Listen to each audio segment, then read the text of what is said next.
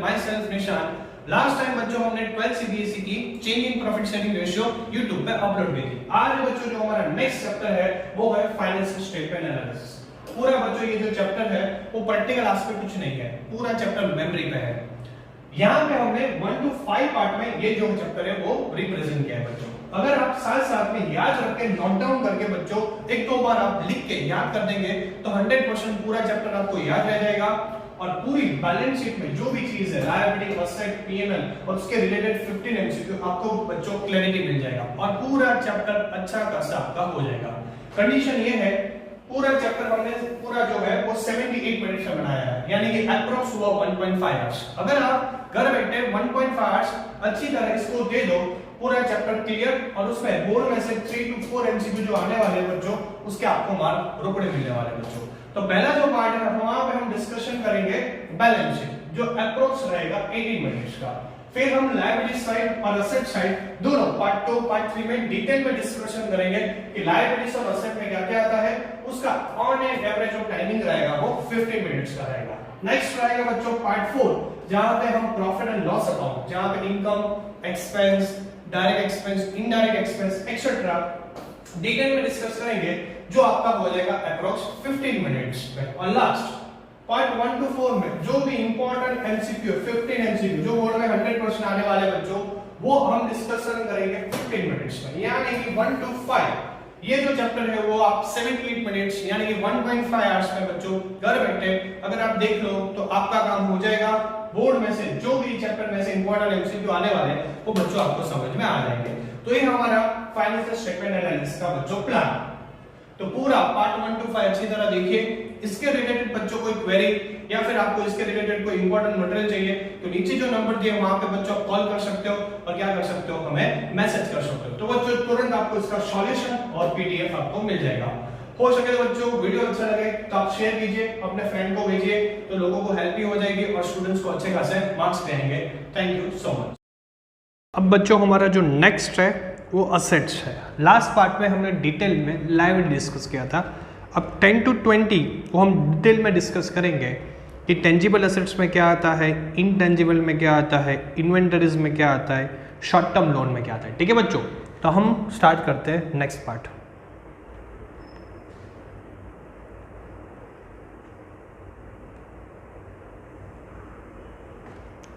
अब जो पहली तो असेट्स है फिक्स्ड।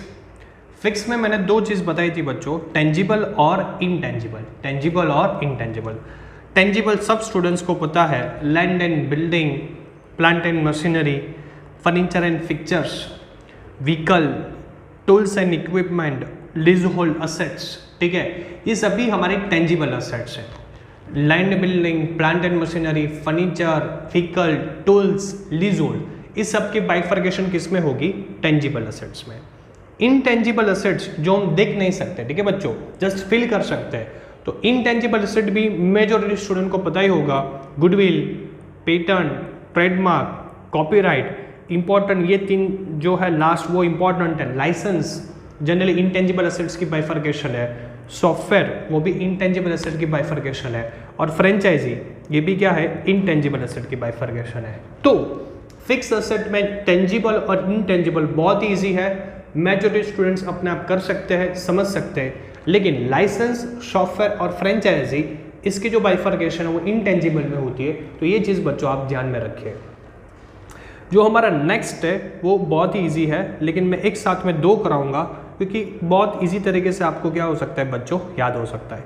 जो नेक्स्ट है वो नॉन करंट इन्वेस्टमेंट है। अब बहुत सारे बस स्टूडेंट्स यहाँ पे वो रट्टा मारेंगे इन्वेस्टमेंट। बच्चों पहले आप समझ लो इन non current investment, non current investment और इसके नीचे जो है हमारा बच्चों करंट इन्वेस्टमेंट। ठीक है, ये जो 15 नंबर का है, 15 नंबर का और बच्चों ये जो 12 नंबर का है, दोनों सेम है, दोनों सेम है। लेकिन नॉन करंट और करंट में क्या फर्क होता है बच्चों? जो इन्वेस्टमेंट हम एक से ज़्यादा साल के लिए, ग्रेटर देन 12 मंथ के लिए करते हैं वो नॉन करंट इन्वेस्टमेंट होता है। जो हम विद इन 12 मंथ के लिए करते हैं बच्चों उसको हम बोलते हैं करंट इन्वेस्ट। दोनों की जो अंदर जो आइटम दी है वो सभी सेम है, जस्ट टाइम का डिफरेंस है। अगर क्वेश्चन में ग्रेटर देन 12 मंथ है तो उसकी बाइफर्केशन किस में हो जाएंगी, नॉन करंट में। लेकिन लेस देन 12 मंथ के लिए दिया है बच्चों, तो जनरली उसकी बाइफर्केशन किस में हो जाएगी, करंट में। बस यही चीज आपको याद रखना है। तो 12 और 15 दोनों पैरेलल चलेगा, सभी सेम है, सिर्फ टाइम का क्या है फर्क। नॉन करंट लॉन्ग टर्म के लिए इन्वेस्टमेंट होती है और करंट इन्वेस्टमेंट जो होती है वो शॉर्ट टर्म के लिए। अब आप रट्टा मत मारिए, समझिए इन्वेस्टमेंट किस में करते हैं, प्रोविडेंट फंड। मेरे वहां जो भी एम्प्लॉयज काम कर रहे हैं 10, 15, 20, 25 साल के बाद रिटायर्ड होंगे, उनको मुझे प्रोविडेंट फंड देना है, उनकी इन्वेस्टमेंट की प्लानिंग मुझे क्या करनी पड़ेगी बच्चों, अभी से करनी पड़ेगी। तो लॉजिकली मेरे वहां जो भी एम्प्लॉयज काम कर रहे हैं, जो भी एम्प्लॉयज क्या कर रहे हैं काम, तो इनको फ्यूचर्स में मुझे क्या देना है, प्रोविडेंट फंड देने हैं। तो उसके लिए एडवांस में मुझे क्या करना पड़ेगा, क्या करना पड़ेगा, प्लान। तो लॉजिकली वो हम किस पे लेंगे बच्चों, इन्वेस्टमेंट। तो प्रोविडेंट फंड इन्वेस्टमेंट मेरी क्या है, असेट्स। क्या है, assets. Next debenture redemption fund investment. Debenture holder को फ्यूचर में मुझे पैसे वापस देने हैं, तो लॉजिकली इसलिए मुझे अभी से प्लान करना पड़ेगा, इन्वेस्टमेंट करना पड़ेगा, तब जाके इन फ्यूचर में दे पाऊंगा। तो डिबेंचर रिडेम्पशन फंड इन्वेस्टमेंट जो करता हूं वो भी कहां पे आएगा, इन्वेस्टमेंट।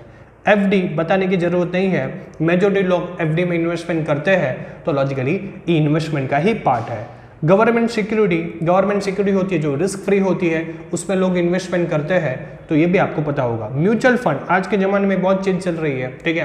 म्यूचुअल फंड या फिर एसआईपी, सिस्टमेटिक इन्वेस्टमेंट प्लानिंग, दोनों में से कोई भी वर्ड आए तो बच्चों आपको ये चीज समझ में आनी चाहिए कि म्यूचुअल फंड में हम क्या करते हैं, इन्वेस्टमेंट करते हैं।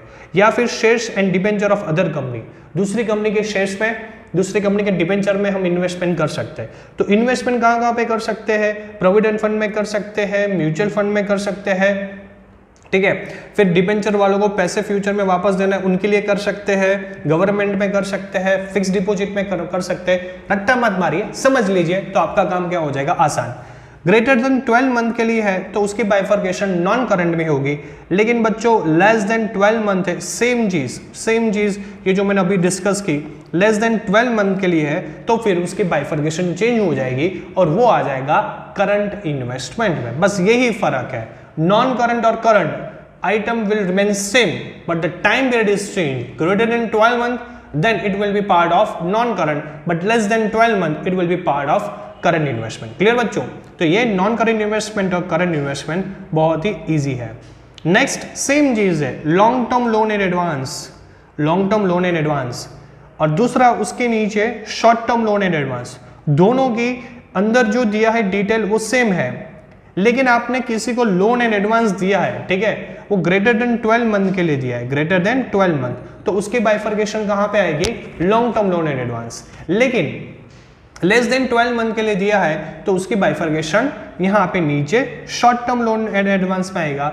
आपको एक चीज याद रखना है सिर्फ, और टाइम याद रखना है, तो आपका काम बच्चों आसान हो जाएगा। Long term loan in advance क्या होता है वो समझिए।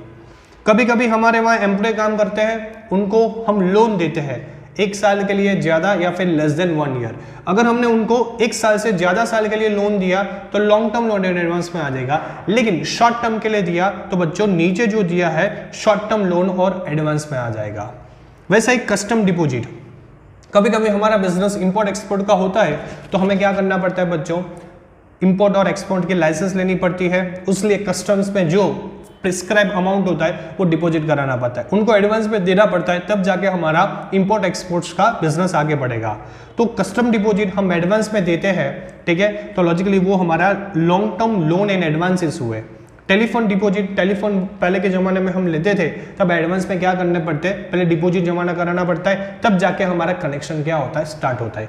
वैसे इलेक्ट्रिसिटी डिपॉजिट, टॉरेंट में अगर आपको नए घर का कनेक्शन करवाना है तो ऐसे नहीं होगा, उसके लिए आपको बच्चों क्या करना पड़ता है, टॉरेंट में एप्लीकेशन देके उनकी जो भी प्रिस्क्राइब अमाउंट है वो आपको क्या करना पड़ता है, पे करना पड़ता है। तो लॉजिकली हम जो डिपॉजिट पे करते हैं, हम जो एडवांस में लोन देते हैं एम्प्लॉइज को, ठीक है, वर्कर को, तो जनरली वो long term loan and advance में आ जाएगा अगर एक कंडीशन है ग्रेटर देन 12 मंथ। लेकिन शॉर्ट टर्म है, लेस देन 12 मंथ है, तो बच्चों फिर उसकी बाइफर्केशन कहां पे आ जाएगी, short term loan in advance में, ठीक है। तो पैरेलल याद रखना, नॉन करंट इन्वेस्टमेंट के साथ करंट इन्वेस्टमेंट जो अभी मैंने नीचे डिस्कस किया, और लॉन्ग टर्म लोन एडवांस के साथ शॉर्ट टर्म लोन एडवांस, तो आपका काम बच्चों क्या हो जाएगा, आसान हो जाएगा। नेक्स्ट है हमारा non current assets, other non current assets. क्या है, other non current asset. Generally दो टाइप की एसेट होती है, एक अदर नॉन करंट एसेट्स और दूसरा उसके नीचे ही है अदर करंट एसेट्स। इसमें भी बच्चों सेम है,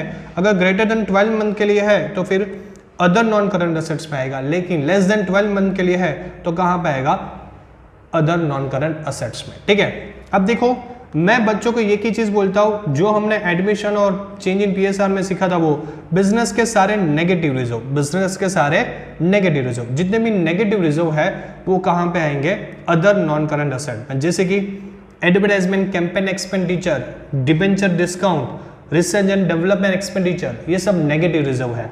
अगर ये हमने 12 मंथ से ज्यादा के लिए किया है तो अदर नॉन करंट एसेट्स में आएगा। यही डिबेंचर डिस्काउंट, एडवर्टाइजमेंट और research and development less than 12 month के लिए क्या है, तो बच्चों हमारा बाइफर्केशन कहां पे आ जाएगा, अदर करंट एसेट्स में। ठीक है, तो अदर नॉन करंट एसेट और करंट एसेट को याद रखने के लिए क्या याद रखो, तीन चीज, एक debenture discount, advertisement and campaign expenditure and research and development expenditure.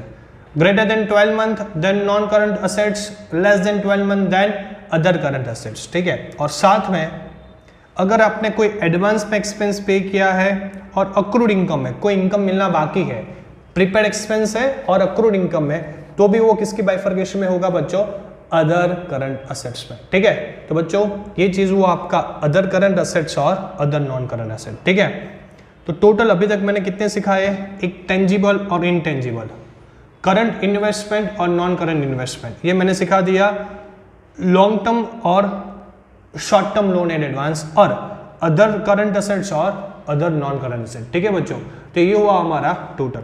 अब नेक्स्ट 3 है, बहुत ही इजी है बच्चों, जनरली आपको ये चीज पता होगी तो याद करने की बहुत ज्यादा जरूरत पड़ेगी नहीं। अब चेक कर सकते हो इन्वेंटरीज, इन्वेंटरीज का मतलब स्टॉक होता है बिजनेस में, stock, loose tools, stock, loose tools या कोई स्पेयर पार्ट्स। ठीक है, ये सब किस में आता है, हमारा इन्वेंटरीज में। ठीक है, तो स्टॉक या फिर इन्वेंटरीज या फिर स्पेयर पार्ट्स, ये सभी चीज किसकी बाइफर्केशन में होगी, इन्वेंटरीज, किसमें होगी, इन्वेंटरीज। ठीक है, नेक्स्ट हमारा जो था वो ट्रेड रिसीवेबल, इसमें याद रखना है बिल रिसीवेबल और डेटर्स, जो आपको पता है ट्रेड रिसीवेबल का दूसरा नाम है बिल रिसीवेबल और दूसरा नाम है ट्रेड रिसीवेबल। बिजनेस के सारे कैश, बैंक और चेक वो किस में आएंगे, कैश में। कहां पे आएंगे, कैश। तो स्टॉक, डेटर और कैश बहुत ही इजी है। स्टॉक में लूज टूल्स, स्पेयर पार्ट्स और बिजनेस का स्टॉक, ट्रेड रिसीवेबल में बीआर, बिल रिसीवेबल और डेटर्स, और कैश एंड बैंक।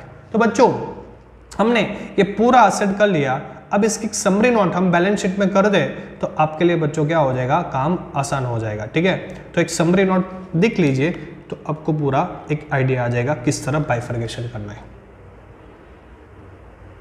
पहले हमने बच्चों क्या किया, नॉन करंट एसेट्स में हमने स्टार्ट किया, कहां से, टेंजिबल और इनटेंजिबल एसेट्स से। कहां से स्टार्ट किया, टेंजिबल और इनटेंजिबल एसेट्स से। ठीक है, अब देखो सबसे पहले टेंजिबल एसेट्स। टेंजिबल एसेट में मैंने समझाया land, building, plant, machinery, furniture, ये सब कहां पे आएगा, टेंजिबल एसेट्स में। इनटेंजिबल एसेट पे कॉपीराइट, पेटेंट, सॉफ्टवेयर, फ्रेंचाइजी, जो इनटेंजिबल नेचर में है वो सब कहां पे आएगा, यहाँ पे। आप इन्वेस्टमेंट कहां कहां पे करते हो, थोड़ा थिंक कीजिए, प्रैक्टिकल एस्पेक्ट से सोचिए। फिक्स डिपॉजिट में करते हो, म्यूचुअल फंड में करते हो, गवर्नमेंट सिक्योरिटीज में करते हो, शेयर्स में करते हो, ठीक है, या फिर प्रोविडेंट फंड इन्वेस्टमेंट में करते हो, डिबेंचर होल्डर को पैसे वापस देने होते इनके लिए करते हो, तो ये इन्वेस्टमेंट कहां पे आएगा, नॉन करंट इन्वेस्टमेंट। अगर यही इन्वेस्टमेंट शॉर्ट टर्म के लिए है, ठीक है, तो कहां पे हो जाएगा, करंट इन्वेस्टमेंट में। तो नॉन करंट और करंट साथ में याद रखिए। Long term loan and advance, अगर आप अपने वर्कर को लोन देते हो, डिपॉजिट पे करते हो, कस्टम का, टेलीफोन का, तो वो long term loan and advance में आता है। लेकिन यही चीज वो शॉर्ट टर्म के लिए होती है, तो फिर कहां पे हो जाएगी, short term loan and advance में। तो 1 साल के लिए ज्यादा लोन दिया है तो long term, less than 1 year के लिए दिया है तो short term. Next, other non current assets और करंट एसेट, जिसमें हमारे बिजनेस के सारे negative reserve, advertisement campaign, research and development expenditure, debenture discount, ठीक है, अगर ग्रेटर देन 12 मंथ के लिए है तो यहां पे आएगा, लेकिन लेस देन 12 मंथ के लिए है तो फिर कहां पे आएगा, अदर करंट एसेट्स में। और लास्ट 3 चीज आपको मैंने लास्ट में समझाई थी। इन्वेंटरीज का मतलब stock, spare parts, consumable stores, ठीक है, वो कहाँ पे आएगा, इन्वेंटरीज में। बिल रिसीवेबल और डेटर्स, इसकी बाइफर्केशन किस में होगी, ट्रेड रिसीवेबल में। कहाँ पे होगी, ट्रेड रिसीवेबल में। और बिजनेस के सारे कैश और चेक, वो सब कहाँ पे आएगा, कैश में। ठीक है बच्चों, तो ये बैलेंस शीट के थ्रू आप याद करेंगे तो आपके लिए काम क्या हो जाएगा, आसान। अब बहुत सारे स्टूडेंट्स का क्वेश्चन है और मैसेजेस भी आ रहे हैं कि सर ये पूछेंगे कैसे, ये बता दो। बच्चों शॉर्टकट तरीका 3-4 चीज बता देता हूँ कि आपकी बोर्ड में इसके रिलेटेड एमसीक्यू किस तरह आएंगे। फॉर एग्जाम्पल ये आपका पूरा बैलेंस शीट है, आप देख सकते हो स्क्रीन पे 1 to 20। ठीक है, अब अज्यूम करो कि आपको क्वेश्चन में ऐसा पूछा, डिबेंचर, डिबेंचर का मेन हेड कौन सा है और सब हेड कौन सा है और उसका बैलेंस शीट हेड कौन सा है। आप चेक कर सकते हो कि डिबेंचर कहाँ पे आता है, वो चीज़ आपको पता होनी चाहिए। डिबेंचर आता है जनरली लॉन्ग टर्म बोरोइंग में। कहाँ पे आता है, लॉन्ग टर्म। तो उसका जो बैलेंस शीट हेड है वो कौन सा हुआ, इक्विटी एंड लायबिलिटीज। उसका मेन हेड कौन सा हुआ, नॉन करंट लायबिलिटीज। और उसका सब हेड कौन सा हुआ, लॉन्ग टर्म बोरोइंग्स। तो इस तरह आपको पूछेंगे। फिर आपको पूछा कि कैश क्रेडिट कहाँ पे आता है, तो कैश क्रेडिट बच्चों कहाँ पे आता है, शॉर्ट टर्म बोरोइंग में। तो लॉजिकली इसका जो मेन हेड है वो करंट लायबिलिटीज हुआ, सब हेड हुआ शॉर्ट टर्म बोरिंग और बैलेंस शीट हुआ इक्विटी एंड लायबिलिटीज। वैसे आपको पूछा सॉफ्टवेयर कहां पे आता है, तो लॉजिकली उसका बैलेंस शीट हुआ असेट्स, मेन हेड हुआ नॉन करंट असेट्स और उसका सब हेड हुआ टेंजिबल असेट्स। फिर आपको पूछा गया कि बिजनेस के डेटर्स कहां पे आते हैं, तो डेटर्स जनरली ट्रेड रिसीवेबल में आते हैं। तो उसका बैलेंस शीट हुआ असेट्स, मेन हेड हुआ करंट असेट्स और जो ये है वो कौन सा हेड हुआ, सब हेड। आपको पूछा गया वर्कमैन एक्सीडेंट फंड, जो हमारी क्या होती है, रिजर्व, तो उसकी बैलेंस शीट हेड हुई इक्विटी एंड लायबिलिटीज, उसकी मेन हेड हुई रिजर्व एंड सरप्लस। समझ में आ रहा है। तो इस तरह आपको पूछा जाएगा, लेकिन डिटेल में आपको पता होना चाहिए कि कौन सी चीज के लिए कौन सा मेन हेड है, बैलेंस शीट हेड है और सब हेड। इसके रिलेटेड जितने भी एमसीक्यू है बच्चों, टॉप 20 एमसीक्यू, वो हम क्या करने वाले हैं, नेक्स्ट पार्ट में डिस्कस करने वाले हैं, जहां पे हम डिटेल में डिस्कस करेंगे कि मेन हेड और सब हेड में क्या क्या एमसीक्यू बोर्ड में पूछे जा सकते हैं। थैंक यू सो मच बच्चों।